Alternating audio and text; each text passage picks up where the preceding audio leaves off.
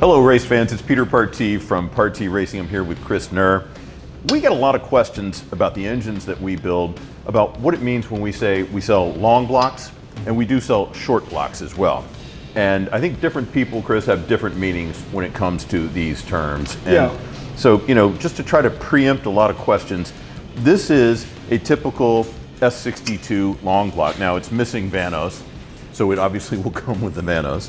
And it's missing a couple of clamps here and back. And then valve cover gaskets. And valve cover gaskets and a few bolts. But these are the main components of what we call a long block. So let me go through a little bit of what that includes. Obviously, it includes a full short block with the bottom end, all the internal guts of an engine that everybody really is buying when they buy an engine from us. That's our expertise. But in addition to that, you have a thermostat housing with a new thermostat and a new gasket inside of it. You have cooling vanes. We also provide a new water pump, and then all of the cooling and dipstick tubes we have powder coated in flat black and included. So we've got these two pipes right here, the pipe at the back, pipe up front. All of those have been powder coated black so that we're not going to be putting rusty tubes back on your brand new S62 engine. In addition, of course, you get your harmonic balancer, your crank snout, brackets for your engine, and your solenoid valves in the bottom, rebuilt oil pump, oil pan, front and rear crank seals, and then, of course, freshly powder coated valve covers with our stainless steel nuts that we did not copy FCP for. I don't copy anybody on anything I don't need to. We did our own. They're a very simple design, right? That took John, what, hours and hours and days of work to do, right? Not. In any event, they look really nice. We don't have the front three ones on, but they really do provide a wonderful... Yeah, John did these, didn't he? He did. You didn't even design these. I forgot all about that. John designed them in like 2 hours. Yeah. But they really make a difference, and we outsource them and make them for a lot cheaper than we could buy them from FCP. Otherwise, we would buy them from FCP. In any event, we put them on with new rubbers and what have you, and they really make a difference with the freshly coated valve covers and coil covers. And so that is, in a nutshell, a long block. To be clear, Peter, the long blocks do not usually go with the throttle bodies, right? For example, yeah, correct. I mean, I was going to point out what it doesn't include. It doesn't include throttle bodies. It doesn't include a throttle body motor. Now, it would have a new heat exchanger in the middle here, but this has our block-off kit in it. And if you can kind of scroll in quickly, you can see what our block-off kit looks like when it's installed. This plate bolted in, there's a stock gasket that's retained right here, other block-offs here, and then this oil control valve has the guts gouged out from it before it's reinstalled so that the oil just circulates right back through it. But if this block-off kit were not here, then it would have a brand new heat exchanger installed there as well. But it does not have throttle bodies. It does not have throttle bodies. It does not have a crank pulley. It does not have any of the other pulleys, tensioner pulleys, idler pulleys, belts. It does not have a power steering motor. It does not have AC, any of the other stuff that you would normally see on the front of the motor with belts. None of the accessories, right? None of the accessories. And again, a lot of people don't understand what you mean when you say accessories. Accessories, belts, and pulleys, all of that stuff is gone. The one thing we do include that a lot of people don't is a water pump. And part of that is because the water pump has to be installed before you can install the harmonic balancer. Harmonic balancer has 4 very difficult to torque, stretch to yield bolts. They have to be done very specifically, and it's very important that they're done very specifically because they also cause an expansion of the #1 crank journal, and that has to be done just right. So because no sensors either, right, Peter? And no sensors, correct, thank you. And again, it would have vanos, right? All vanos that renovated with Bason seals and all the other stuff that we do to our renovated vanos, new D-rings on the solenoids, all the solenoids tested and cleaned, what have you. And the piping for the vanos here, the pressure block would all be hooked up as well. But somebody unintentionally sent us with their core long block, their throttle bodies or sensors or stuff like that. And we encourage you not to do that. If you're, there are 2 different ways you can order a motor from us, right? You can pay the core charge, and then we just buy an S62 core that we then build for you into what you see here. And then after the fact, if you want to send us your core engine, then, and it is rebuildable according to our standards, then we will refund the core charge, which is $4,500 for an S62. It varies by engine. Yeah. And we're pretty fair with that too, I think. You know, oh, yeah. as long as the bore can be cleaned up within the second oversize, I think. Right. And as long as it hasn't spun like a main bearing or something. Correct. And if it spun a rod bearing but not a main bearing, I think we discount that based on the cost of the cranks. It depends. You know, we'll give a customer as much credit, Chris, as we can. Like if the only thing good about their core is the crank, we'll give them $500 of credit for that. If the only thing good about their engine is the block, we'll give them $1,000 of credit for that. I mean, in other words, what we would have to pay for the equivalent piece on the market is what we're going to pay the customer. And those numbers will be different for different engines. Like we know the S65, certain things are a nightmare to get because they're all destroyed. Right. The heads on an S65 are dirt cheap. They go for $500 a set. These tend to go for $1,000 a set. So there is just a very different market for different engines, and so therefore core charges are going to vary, and so too are the credits that they're going to get back for returning us a rebuildable core. Makes sense. Yeah.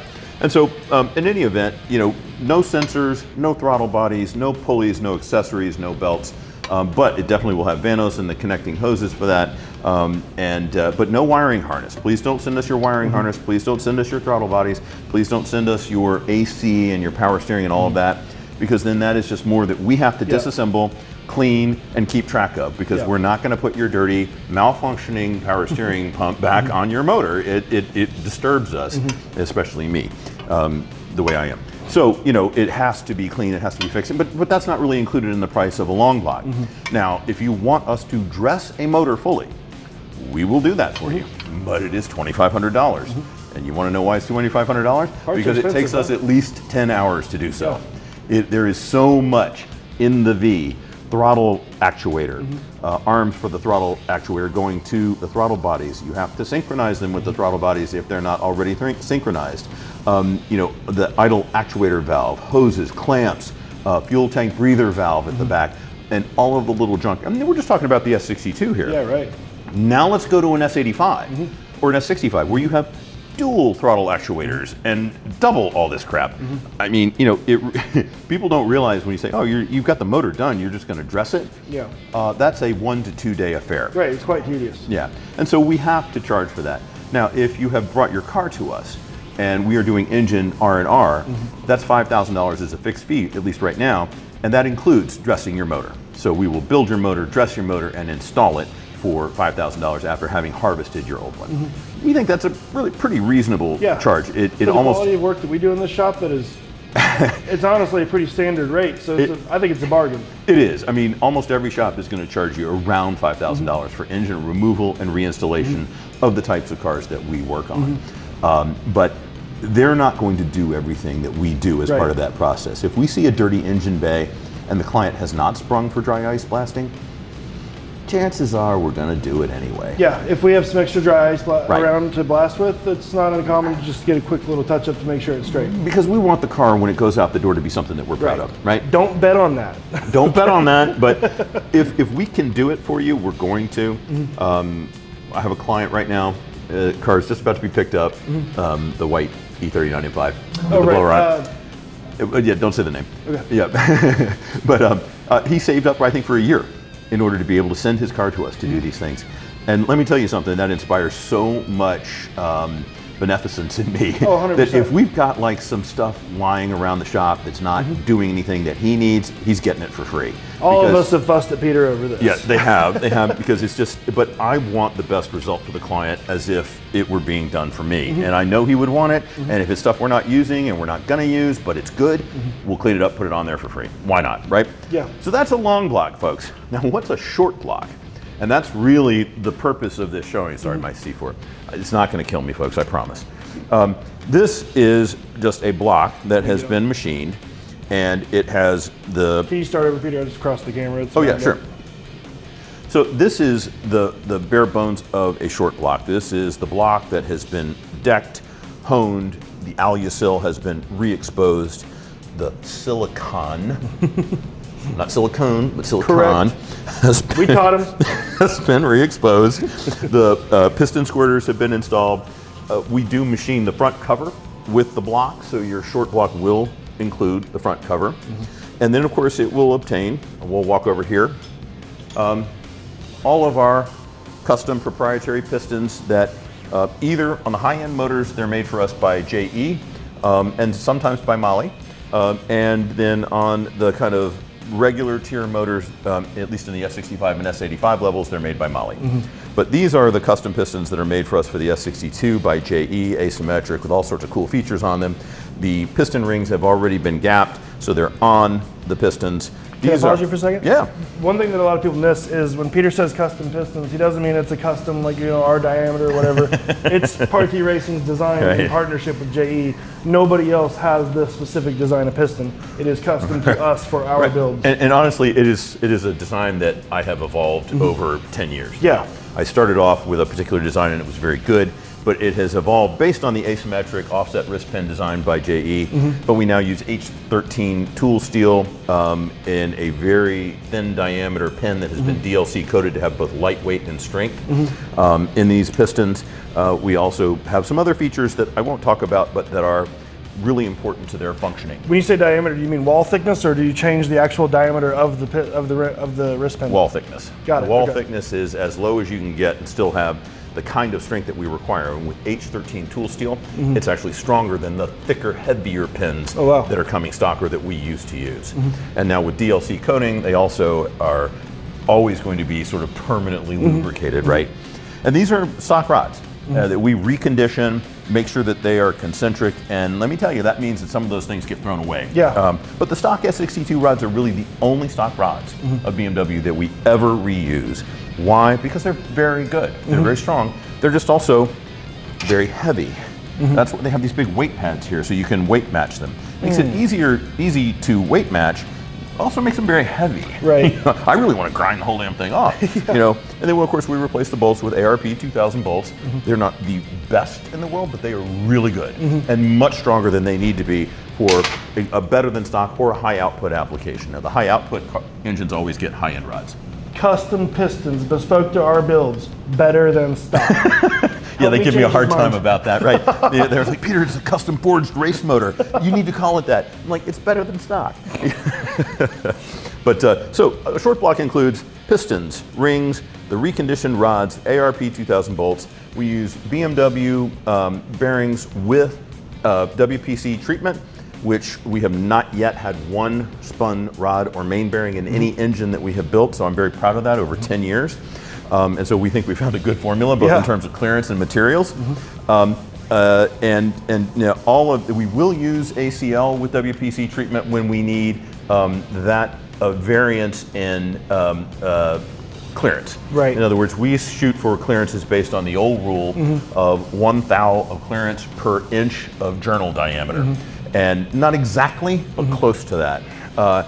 And when you follow that rule, sometimes you do need undersized bearings. And BMW, sometimes you can mix red and blue bearings to get exactly the clearance that you want, but sometimes it just doesn't quite do it. Right. And so we will, under those circumstances, revert to ACL bearings, and with the, what is it, the X designation, in any event, they're the slightly undersized versions that will give us just that additional amount of clearance. So, but then all of that is included along with the stock crank.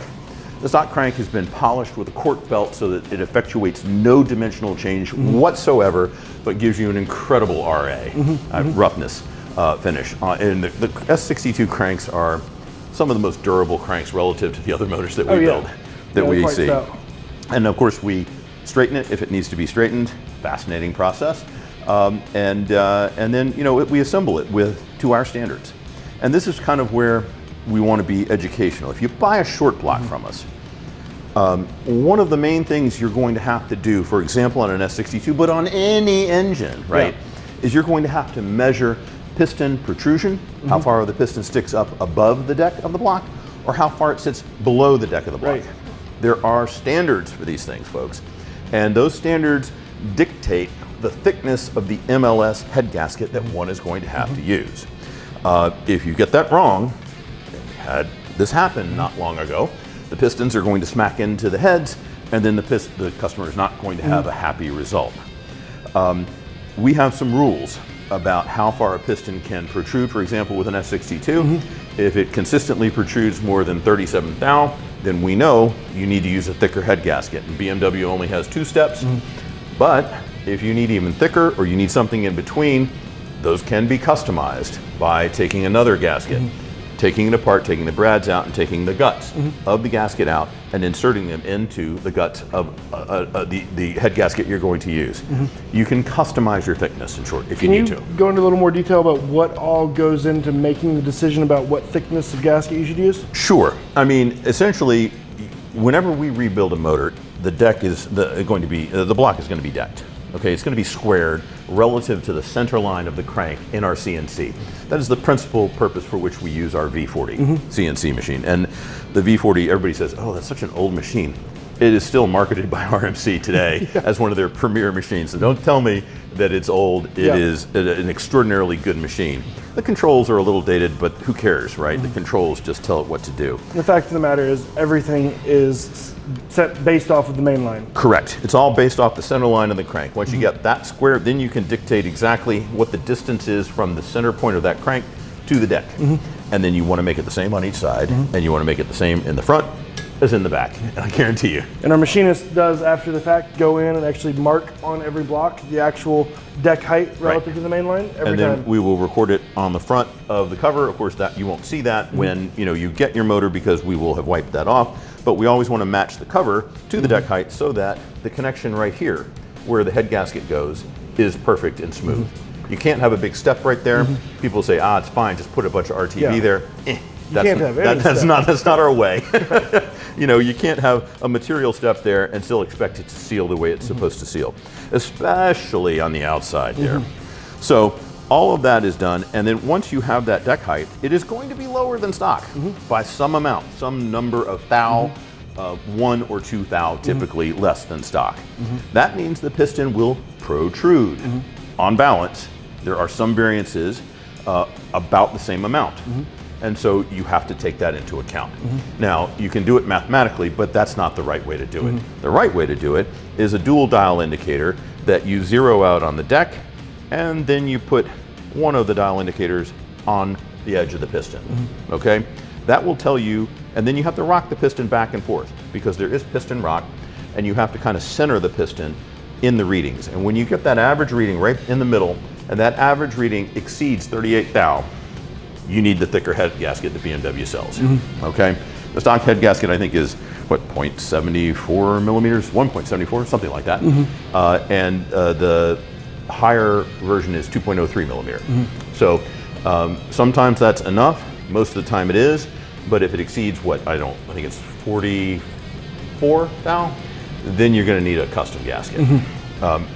On the motors that we build, we rarely need to go to the thicker head gasket, but every now and then, the combination of having to take a little bit more than 2 thou off the deck, and maybe the pistons are protruding a little more than that because we've increased the compression or what have you, will cause us to have to go with a thicker head gasket just as a prophylactic measure. Right, makes sense. So what we do when we build a short block these days is we're going to measure that for you.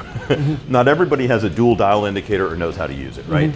We're going to measure that for you, and then we're going to include with your S62 short block or S65 short block or what have you, the head gasket that we would use, all other things being equal. Right. And that's a key point, because there are other things to consider, right? Correct. And so how much is taken off the head? Now, that's really only going to be relevant to the extent to which there's potential piston to valve contact, right? But that is something that needs to be taken into account in setting your head gasket thickness. And we are going to assume that no more than, say, 3 to 4 thou have been shaved off your heads. If more than that has been shaved off of your heads to get them flat, because, and let's be clear what we're talking about. But when we talk about decking a head, what we're talking about is just we have a special machine that then smooths this surface, and we take off just enough to make it perfectly flat. And the process can be a little laborious, because in order to make it perfectly flat within half a thou, one has to make sure that it is perfectly flat to begin with in the fixture, and that can require shimming and all sorts of other things, and it takes a while. But really, way you measure it, how much has been taken off, is there are depth indicators here and here.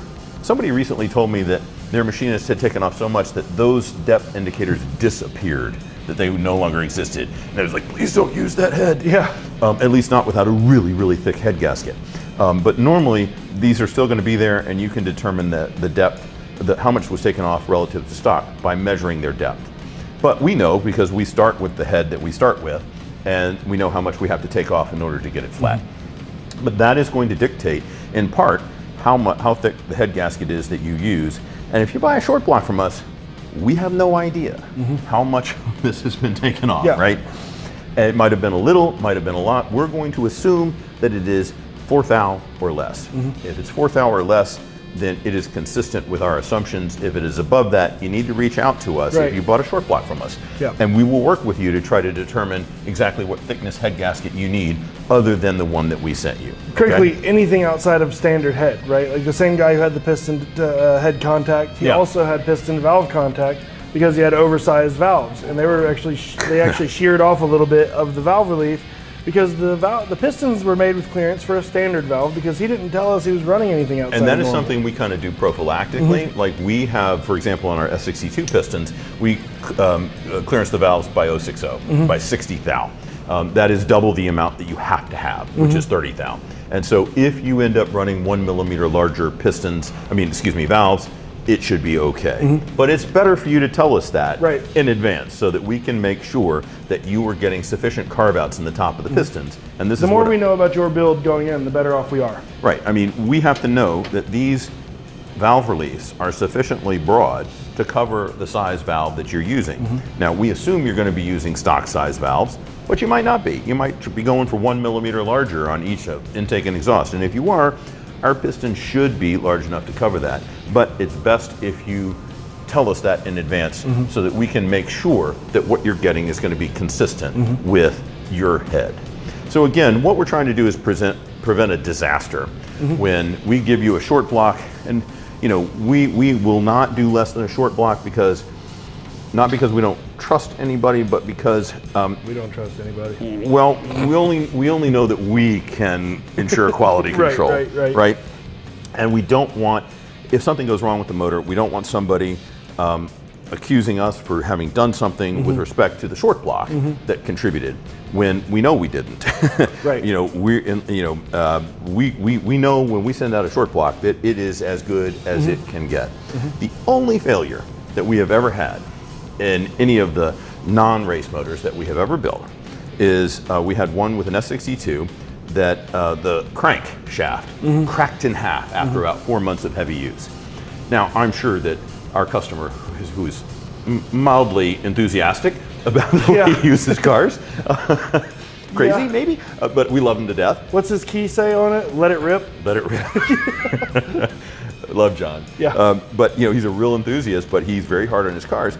And maybe his use contributed, but we didn't think that a cracked S62 crank after 3 or 4 months was reasonable. No. It must have been that we missed a crack in the crank when we built it, so we immediately built him another motor, put it out there. He loved it so much he came back to us for another motor. And we still have 2 of his cars here for tuning. Anyway, so you know, again, that's the only kind of failure that we have had so far, and we're really very proud of that. You know, nothing that we have done has ever caused a failure of a short block or a long block, for that matter. So, but we want to make sure that whatever you do to it after you get it is not going to impair that analysis, and we're going to help you as much as we can. Obviously, we prefer to build the long block. That's the only way we can ensure that the entire system works together. And when we do that for you, and especially if we install it in your car, I mean, it's not that we're your motorsport consultant for life, just to be clear, but there is a special obligation that we feel to you when we have had that kind of control over something you love that much for that long, and we have had that plenary of control over it. When we have less control like this, we're going to try and set you up as best we can. But we can't insure against every variable that might come into play on your motor. That's why we will always try to push you into a long block. But we recognize a lot of you out there are very skilled, have done a lot of engine work, and feel very capable about doing chains and tensioners and pulleys and stuff on the front of the motor, and even Vanos timing and installation of your heads with the appropriate size head gasket. And if you feel like you've got that, we will sell you a short block. So that's it. And that's the difference. Short block, long block, 2 very different expenses, but also 2 very different levels of work and two very different levels of assurance that your motor is going to run the way you want it to. Yeah. Got anything else, Chris? No, I mean, you kind of said it, right? The more involved we are with the build, the more we are going to support the build in the long run, right? Yeah, now, it's not to say we're going to leave you out in the cold if you buy a short block. Right, of course not. Even our customer who has had the piston head contact. That's completely not, that has nothing to do with the quality of our work. We have nothing to do with that failure mode. Yeah. However, his engine is here and we are going to help him make it right. Right, I mean, that's a great example, right? Short block goes out, customer makes a couple of mistakes in the way that it's assembled. And it causes not catastrophic failure, but some failure. He brings it to us, we diagnose the failure, we all agree upon it, and he brings it to us, and then we're working with him, and we're going to give him the best cost, analysis we can to try to fix the damage that was caused. Right, it's not for free, obviously. No, it's not for free. If it was our failure, it would be. There's Correct. no question about that. Correct. But, at the end of the day, we didn't build the whole engine. We can't stand behind somebody else's work because they weren't aware they needed to check the especially piston when protrusion. they made a couple of identifiable errors. Right. And again, they were the sort of things that if you're not an engine builder, you might not pay attention to. Especially even if you built engines in the past, maybe you didn't pay attention to some variables that are going to come into play with another engine. You have to pay attention to each individual engine and the issues that it poses, and he didn't. But yet, and the caliber of build matters too, right? Oh, sure. Because that person had assembled quite a few engines in the past. They had never assembled an engine of this caliber, and that required some extra checking. So he wasn't aware. And look, we felt bad about it even though we didn't do anything. And so, he brought the motor up. It was on a Friday. We did it and figured it all out and talked about how we're going to fix it, and then popped a couple of beers with him, and had a good time. And that's really the way we like to work. We always like to say we are just a bunch of crazy enthusiasts who kind of took it to the ridiculous level of enthusiasm, right? Instead of other infinitely more lucrative jobs we could have, we're doing this. Why? Yeah. I'm putting up with you. Why? Speaking of more lucrative things, though, I want to clarify. It probably sounds at this point in the video like we're trying to talk you out of buying this engine. No, we're not. We are absolutely trying to talk you out of buying a short block. We want you to buy the long block, but not for economic we want reasons. you to drop your engine off with us. Right. We make more money off of these than those. But we want to do the whole build for you so that there's no question that your build is correct. That's a great point, Chris, because it's actually a sliding scale. The more work we do for you, the lower our profit margin. By far. We do a short block for you, that's our highest profit margin. Long block, it decreases materially. We install it in the car, sometimes the profit margin ends up being zero. I wouldn't go that far, but yeah. No, it does. Sometimes it depends upon the car and what we feel like we have to do to get the car the way I want it. And all of y'all are screaming at me saying, you don't have to do this, the customer should pay for this. And I'm just do it, just do it. He gives a lot of people a lot of freebies. and you can't always count on that because we can't always do that, but we will to the extent we can. But again, our profit margin does decrease the more work we do for you in connection with an engine. If we are doing cradle to grave, our margin is at its lowest. Yeah, right. So again, we're not trying to discourage you from buying a short block for economic reasons. If anything, we'd say, please buy short blocks. Right. Do it all yourself after that, because we would make more money. This is a bargain for you all too, right? These short blocks are, Yeah. It's a great price. You compare short blocks against, like, in the S65 world, doing a rod and main bearing replacement, which you should do. You compare that against having one of our built engines. Yeah. You're essentially paying cost for forged rotating assembly. And we haven't put our short blocks on our website yet for the very reason that we do actually want to discourage people from buying short blocks. But an S65 short block is $10,000. I mean, $10,000. Yeah. I mean, it is going to cost you $10,000 to replace rod and main bearings and rod bolts in situ. And I guarantee you, you will not wind up with anything as good as what we do. Yeah, I think most shops are charging close to $5,000 just to get to there. And then there's plus parts, plus time for the actual job. Right. And so by the time you're all said and done, you're at like $6,000-ish. Yeah, at that point, for another $4,000, you can have a forged rotating assembly. And then just swap your heads over along with the other stuff and install it, and boom, you should have an engine that will last you the rest of your life. Right. And but only embark upon that if it's something you feel very comfortable you can with. do. Right. There is a value that is contributed by constructing the rest of it. I mean, the difference between this and this is quite a number of days of full-time work, as Ray in the corner over there can testify. So, as I can too, even though I haven't done it for a while now.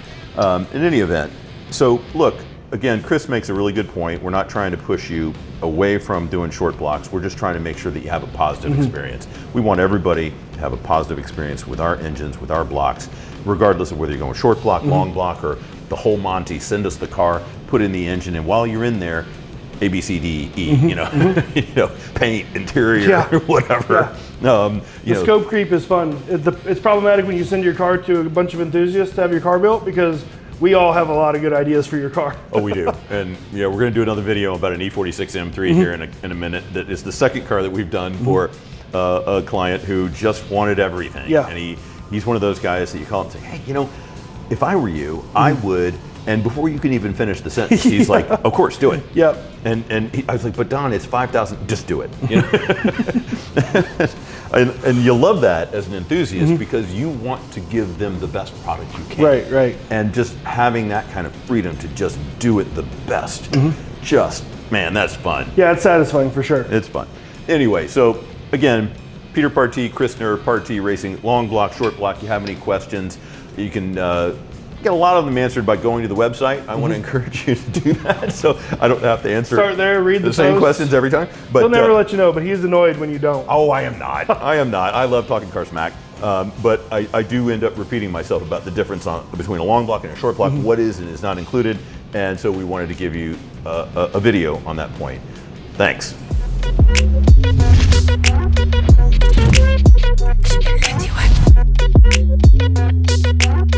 Radio.